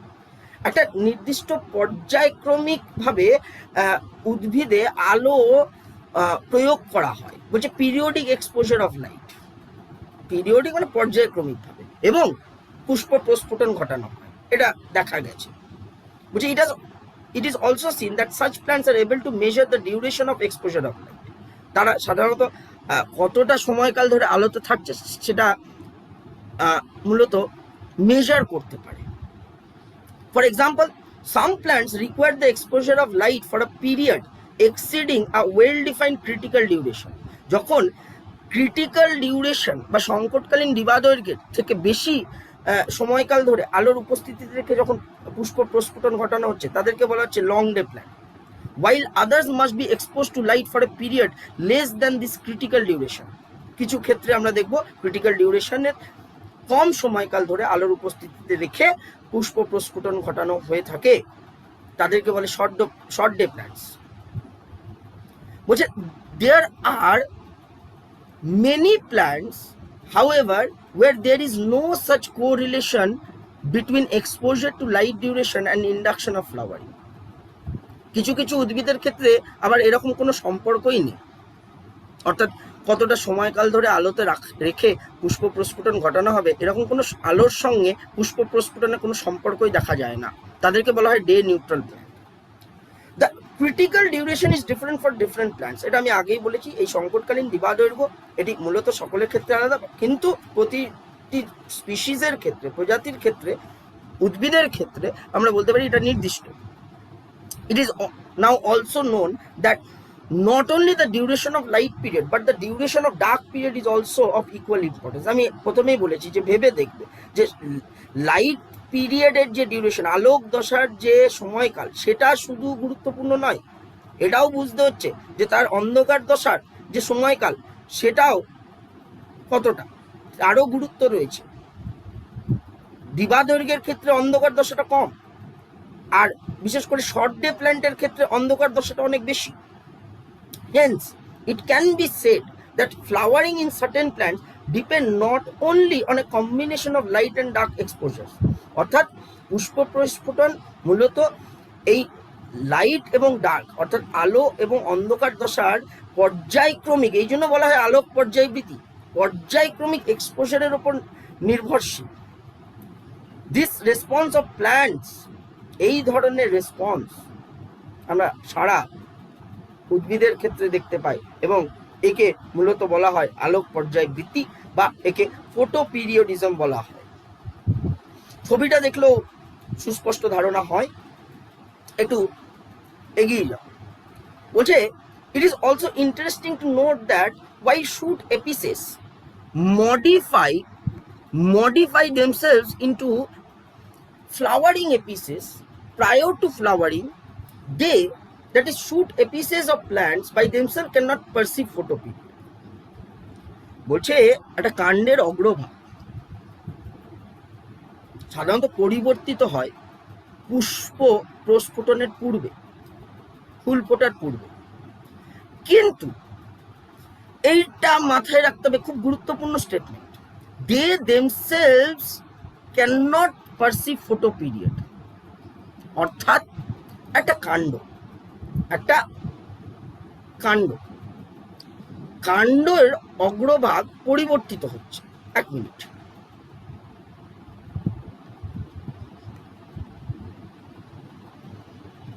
একটা কাণ্ড, ঠিক আছে, তার অগ্রভাগ পরিবর্তিত হয় পুষ্প প্রস্ফুটনের পূর্বে, এটাই বলা হয়েছে। But they themselves cannot perceive photoperiod, অর্থাৎ এই লাইট অ্যান্ড ডার্ক যে এক্সপোজার, অর্থাৎ এর যে পর্যায়ক্রমিক যে এক্সপোজার, অন্ধকার এবং আলো, সেটা এই কাণ্ডের অগ্রভাগ দ্বারা গৃহীত হয় না, বা কাণ্ডের অগ্রভাগ মূলত এর কোনো ভূমিকা নেই, সেটা পরিবর্তিত হচ্ছে, সেটা পুষ্প, সেখান থেকে পুষ্প প্রস্ফুটন হয়। বুঝি ভূমিকাটা কার আছে?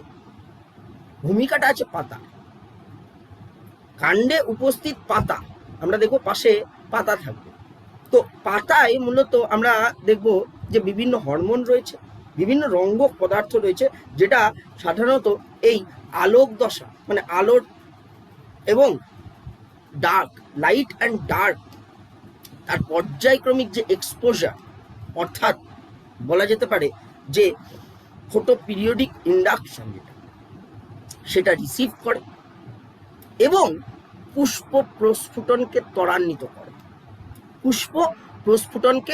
ত্বরান্বিত করে, একটু দেখে নেব ভাষায়।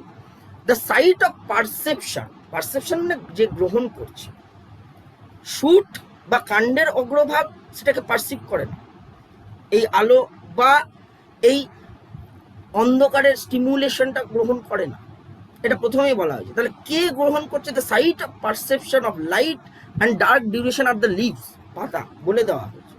ইট হ্যাজ বিন হাইপোথেসাইজড, হাইপোথেসিস এবং থিওরির মধ্যে আশা করছি পার্থক্য জানো, যাই হোক, হাইপোথেসিস বলতে বোঝাচ্ছে যে এটা ধারণা দেওয়া হয়েছে বা এটা ধরে নেওয়া হয়েছে that there is a hormonal substance that is responsible for flowering. একটা হরমোন, মূলত আমরা যদি একটু গভীরে পড়ার চেষ্টা করি, একটু টেক্সট বইটা যদি দেখে গল্পটা বোঝার চেষ্টা করি, তাহলে দেখবো যে অনেক হরমোনের কথা বলা হয়েছে। একটি উল্লেখযোগ্য হরমোনের নাম আমি যেমন বলছি এই মুহূর্তে, সেটা হচ্ছে ফ্লোরিজেন। ফ্লোরিজেনের কথা উল্লেখ করা হয়। এটা ফ্লোরিজেন হচ্ছে এক প্রকার প্রকল্পিত হরমোন।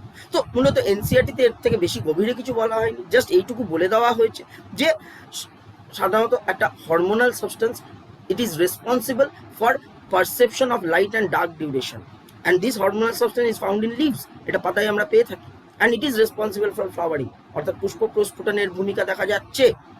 বলছে this hormonal substance it migrates from leaf to shoot apices, অর্থাৎ পাতায় সংশ্লেষিত হচ্ছে, পাতা থেকে এটি কাণ্ডের অগ্রভাগে যাচ্ছে, ফর ইন্ডিউসিং ফ্লাওয়ারিং, অর্থাৎ পুষ্প প্রস্ফুটনকে ত্বরান্বিত করছে কাণ্ডের অগ্রভাগে, অগ্রমুকুল থেকে যেহেতু সেটা সৃষ্টি হবে সেখানে। And only when the plants are expose to the necessary inductive period, এবং এরপরে এই আলো এবং পর্যায়ক্রমিকভাবে অন্ধকারের আমরা দেখব যে এক্সপোজার যেটা, তার উপর নির্ভর করে পুষ্প প্রস্ফুটন হয়ে থাকে।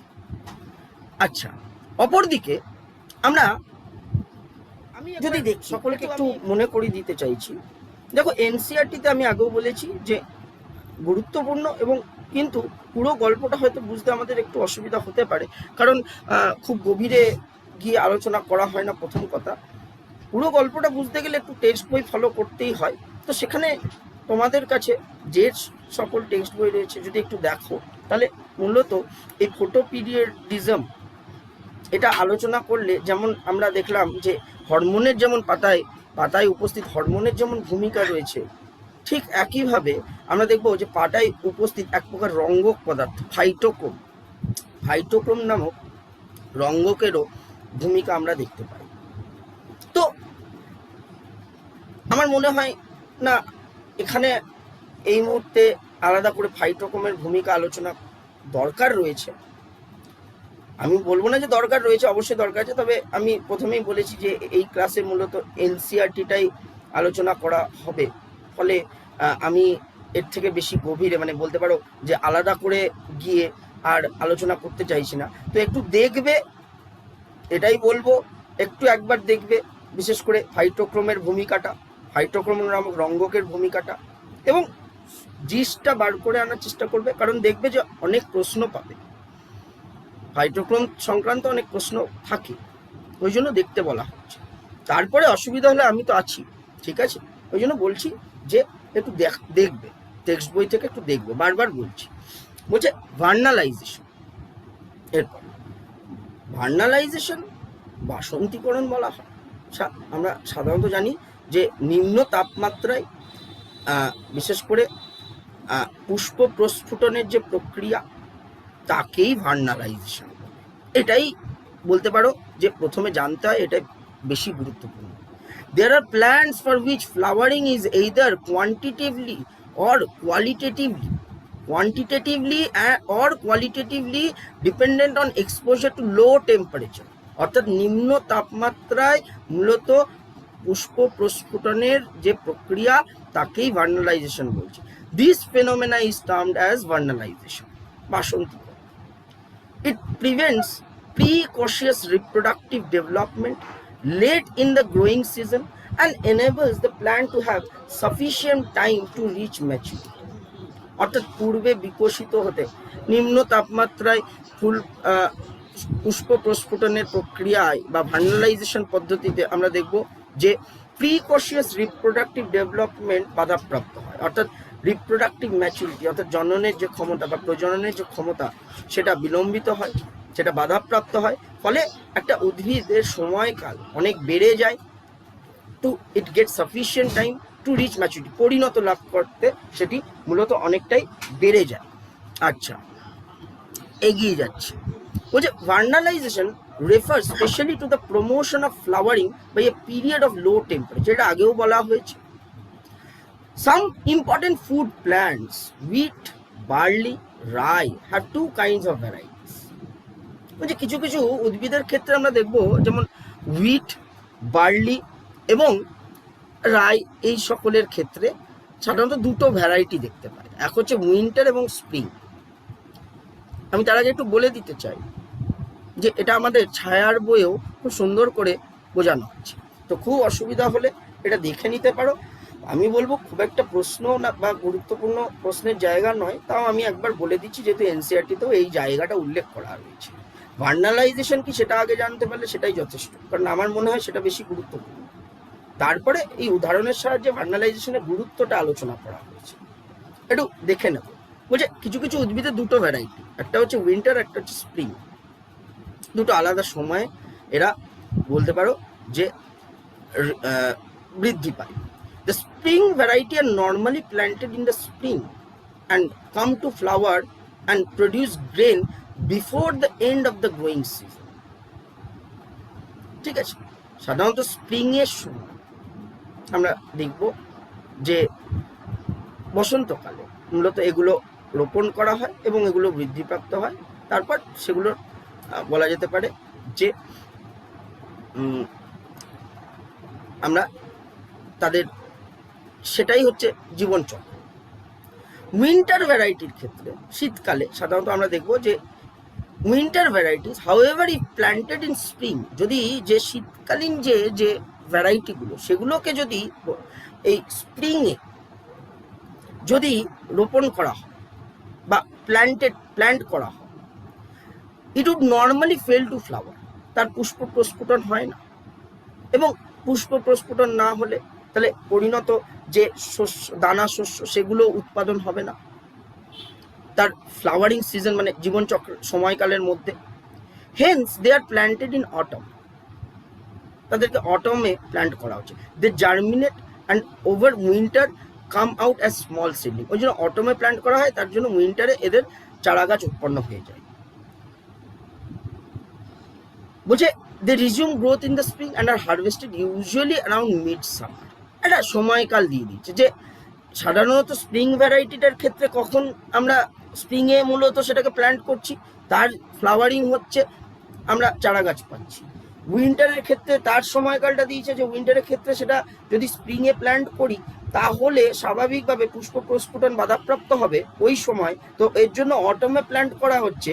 তার জন্য মূলত আমরা দেখবো যে তাদের জার্মিনেশন হলে উইন্টারের পর বিশেষ করে গিয়ে স্প্রিংয়ে তাদের বৃদ্ধি হচ্ছে, মানে অটমে প্ল্যান্ট করলে স্প্রিংয়ে বৃদ্ধি হচ্ছে।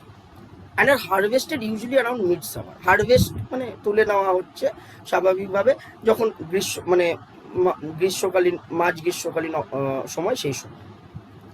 তো another example of vernalization is seen in biennial plants. Biennial plants অর্থাৎ মূলত আমরা বলতে পারি, দেখো যে সকল উদ্ভিদের সাধারণত আমরা দেখব যে জীবনচক্র মূলত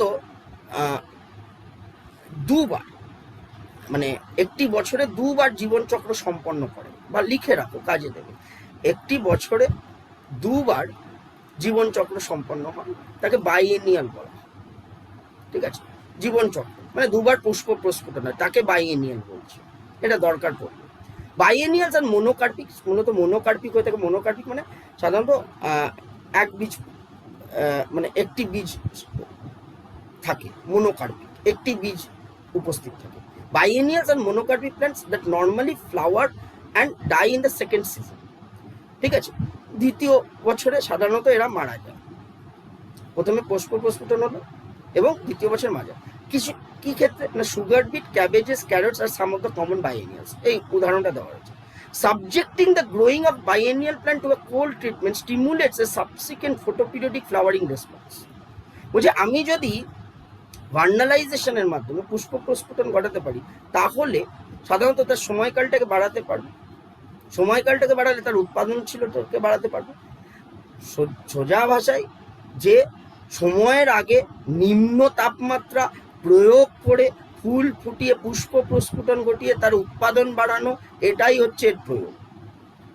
এখানে উদাহরণের সাহায্যে বলা হয়েছে যে সময়ের আগে কিভাবে ভার্নালাইজেশন পদ্ধতি প্রয়োগ করে পুষ্প প্রস্ফুটন ঘটিয়ে তার জীবনচক্রের সময়কালটাকে বাড়ানো, এটাই বলা হয়েছে। তো সেখানে দুটো উদাহরণ দেওয়া হয়েছে, একটা বাইএনিয়াল প্ল্যান্টের উদাহরণ দেওয়া হয়েছে, আর একটা সাধারণত হুইট, বার্লি এই ধরনের উদ্ভিদের দুটো ভ্যারাইটি আলাদা আলাদা সময়ের উদাহরণ দেওয়া হয়েছে। তো এটা একটু দেখে নেবে, খুব বিশেষ এটা গুরুত্বপূর্ণ জায়গা নয়, আমি বারবার বলবো প্রশ্ন। এখান থেকে যেটা বুঝতে হয় সেটা হচ্ছে প্রয়োগটা বুঝতে হয়, প্রয়োগটা। যাই হোক, আশা করছি অসুবিধা হওয়ার কথা নয়, কারণ সাধারণ জায়গা, এখানে মাথা কামানোর কিছু নেই, ফলে অসুবিধা হওয়ার কথা নয়, একটু দেখলেই বুঝতে পারবে। সবশেষে সিড ডরম্যান্সি, বীজের সুপ্ত অবস্থা। এক বীজের সুপ্ত অবস্থা, সিড ডরম্যান্সি। না, there are certain seeds which fail to germinate even when external conditions are favorable. কিছু কিছু বীজের ক্ষেত্রে আমরা দেখবো যে অনুকূল পরিবেশে তারা অঙ্কুরিত হয় না, অর্থাৎ তারা সুপ্ত অবস্থা ভঙ্গ হয় না। Such seeds are understood to be undergoing a period dormancy. তারা সুপ্ত অবস্থায় থাকে, which is controlled not by external environment but are under endogenous control or condition within the seed itself. বলছে তাদের ক্ষেত্রে যারা মূলত অনুকূল পরিবেশে অঙ্কুরিত হয় না, তাদের ক্ষেত্রে আমরা বলতে পারি যে পরিবেশগত কিছু বাহ্যিক বিষয়ের ওপর তাদের সুপ্ত দশা নির্ভরশীল নয়, বীজের অভ্যন্তরীণ কিছু প্রভাবকের ওপরই তাদের সুপ্ত দশা নির্ভরশীল। It is not dependent on the external environmental condition, but it is under the control of endogenous condition. কিছু অভ্যন্তরীণ, এন্ডোজেনাস বলতে অভ্যন্তরীণ কিছু প্রভাবকের ওপরই নির্ভরশীল। ইমপারমিয়েবল বলছে কি কি ধরনের, সেগুলো কি, সেইগুলো দেখো। এই জায়গাটাই হাইলাইট করা রয়েছে এবং এই জায়গাটাই বলতে পারো যে তোমাদের কাছে গুরুত্বপূর্ণ এবং প্রশ্নের জায়গা, যে অভ্যন্তরীণ কন্ডিশন কি, বীজের সুপ্ত অবস্থা ভঙ্গ না হওয়ার যে সকল অভ্যন্তরীণ যে প্রভাবক সেটা কি। বলছে ইমপারমিয়েবল এবং হার্ড সিড কোট, ইমপারমিয়েবল এবং হার্ড সিড কোট অর্থাৎ অভেদ্য এবং শক্ত যে বীজের আবরণী। প্রেজেন্স অফ কেমিক্যাল ইনহিবিটার্স, বিভিন্ন রাসায়নিক বাধা প্রদানকারী আমরা পদার্থ পেয়ে থাকি, যেমন abscisic acid, phenolic acid, parascorbic acid, এগুলোকে চিহ্নিত করবে। এবং ইম্যাচিওর এমব্রায়োস, অপরিণত ভ্রূণ, are some of the reason which causes seed dormancy. তো এইগুলো হচ্ছে বাহ্যিক অভ্যন্তরীণ প্রভাবক, যেগুলো মূলত বীজের সুপ্ত অবস্থাকে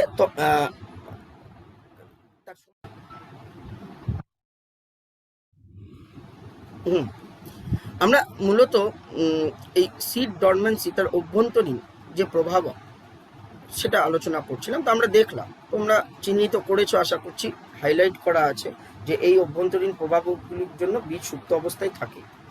বলছে this dormancy however can be overcome, এই সুপ্তদশা ভঙ্গ করা সম্ভব through natural means and various other man-made measures. বলছে মনুষ্য দ্বারা বা প্রাকৃতিক উপায়ে এই সুপ্ত অবস্থা ভঙ্গ করা সম্ভব। তো সেটাও একটু দেখে নেব। বলছে যে উদাহরণ দেওয়া রয়েছে, the seed coat barrier in some seeds can be broken by mechanical abrasions using knives, sandpaper, etc. or vigorous shaking. যেহেতু সিড কোট বা বীজ, সেই বীজের যে আবরণী সেটা যেহেতু অভেদ্য এবং শক্ত, তাই ছুরির সাহায্যে বা ঘষে আলাদা করে সেটাকে সাধারণত ভেদ্য করা যেতে পারে বা সেটাকে ভাঙা যেতে পারে। অর্থাৎ আবরণীটাকে ভেদ্য করে বিভিন্নভাবে, যেমন ছুরি ব্যবহার করে, স্যান্ডপেপার ব্যবহার করে, ভিগোরাস শেকিং অর্থাৎ খুব নাড়িয়ে সেটাকে ভেদ্য করা যেতে পারে, তাকে নরম করা যেতে পারে আবরণীটাকে। এটা করলে সুপ্তদশা ভঙ্গ হতে পারে। বলছে in nature these abrasions are caused by microbial actions.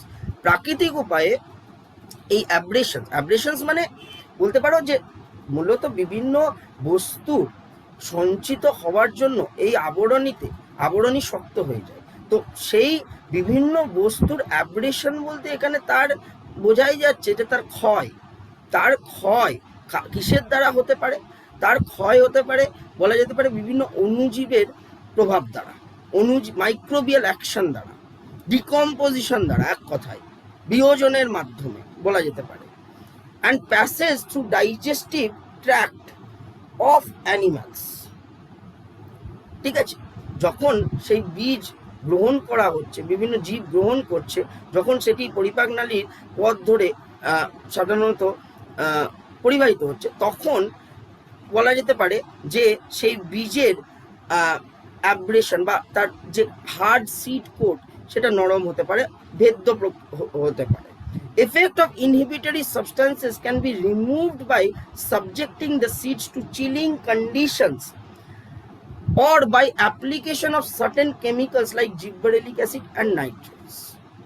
বলছে যে সকল বাধাদানকারী, দেখেছি কিছু বাধাদানকারী পদার্থ আমরা পেয়ে থাকি, যেমন অ্যাবসিসিক অ্যাসিড পেয়ে থাকি, ফেনোলিক অ্যাসিড পেয়ে থাকি, প্যারা অ্যাসকর্বিক অ্যাসিড পেয়ে থাকি, এগুলো বাধা প্রদান করে, বীজের সুপ্তদশা ভঙ্গ করতে বাধা দেয়। তো সেই বাধা প্রদানকারী পদার্থগুলি বিশেষ করে সেগুলিকে প্রশমিত করা যেতে পারে, তার প্রভাবগুলিকে প্রশমিত করা যেতে পারে বা অপসারিত করা যেতে পারে। কিভাবে না, তাকে চিলিং কন্ডিশনে রেখে, অর্থাৎ নিম্ন তাপমাত্রা বা ঠান্ডা করে, এবং কিছু অন্যান্য রাসায়নিক পদার্থ বা হরমোন, যেমন আমরা দেখতে পাচ্ছি জিব্বারেলিক অ্যাসিড এবং নাইট্রেট, এই ধরনের রাসায়নিক পদার্থ ব্যবহার করবে। তো এইগুলোকে একটু চিহ্নিত করবে যে কেমিক্যালি এটা অ্যাব্রেশন সম্ভব বা সিড ডরম্যান্সি ওভারকাম করা সম্ভব।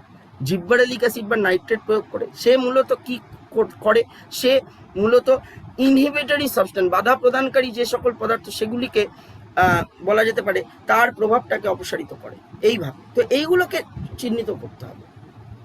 Changing the environmental condition such as light and temperature or other methods. এছাড়া কিছু এনভায়রনমেন্টাল কন্ডিশন যেমন আলো, তাপমাত্রা, এগুলোর পরিবর্তন ঘটিয়েও মূলত বীজের সুপ্তদশা ভঙ্গ করা সম্ভব।